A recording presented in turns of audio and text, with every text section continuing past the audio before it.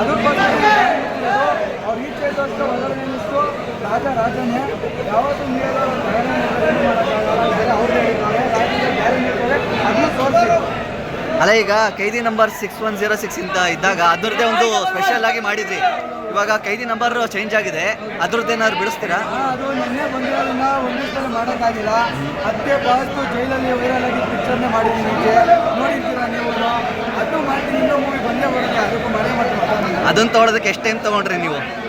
ಹಾಂ, 2 ದಿವಸ ತೊಗೊಂಡ್ರು. 2 ದಿವಸ ತೊಗೊಂಡ್ರಿ.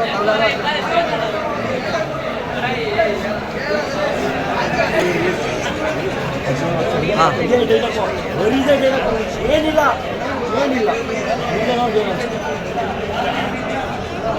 ಯಾವ್ದು ಬೇಕು ಈಗ ಬೇಕು ಮೀಡಿಯಾದವ್ರಿಗೆ. ನಮ್ಮನ್ನು ಏನ್ರಿ ಮೀಡಿಯಾ ಅಷ್ಟಾಗಿ ಸಂಬಂಧ ಚೆನ್ನಾಗಿ ತೋರಿಸ್ತಾ ತಗೊಳ್ಬಿಟ್ಟು ಅವ್ರಿಗೆ ಏನ್ರಿ ಹುಣ್ಣಿಗೆ ಬಂದಿಲ್ಲಪ್ಪ, ಯಾವುದಕ್ಕೆ ನಮ್ಮ ಕಾಡಿನಲ್ಲಿ ಹುಣ್ಣಿಗೆ ಬಂದಿಲ್ಲ ಗುರು. ಇಲ್ಲ, ಆಚೆ ಇದ್ದಾರೆ. ಇವಾಗ ಇಷ್ಟು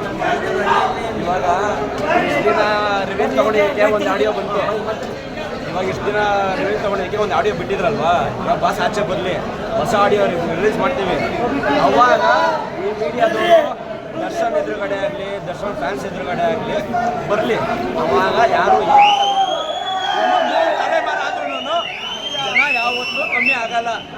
ಹಿಂದೆನೂ ಇದ್ವಿ, ಇವಾಗೂ ಇರ್ತೀವಿ, ಮುಂದಕ್ಕೂ ಇರ್ತೀವಿ. ಇನ್ನೂ 3 ತಲೆಮಾರು ಹೋದ್ರೂ ಅಂಬರೀಷ್ ಅಣ್ಣನ ಅಭಿಮಾನಿಗಳು, ದರ್ಶನ್ ಅಭಿಮಾನಿಗಳು ಯಾವುದೇ ಕಾರಣಕ್ಕೂ ಚೇಂಜ್ ಆಗಲ್ಲ.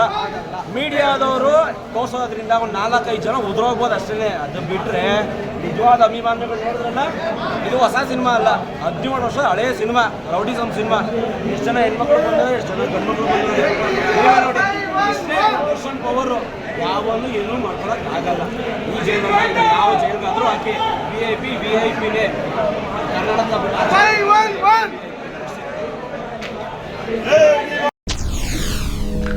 SSTV ಸಿನಿಮಾ ಜಗತ್ತಿನ ಕ್ಷಣ ಕ್ಷಣದ ಸುದ್ದಿಯೊಂದಿಗೆ.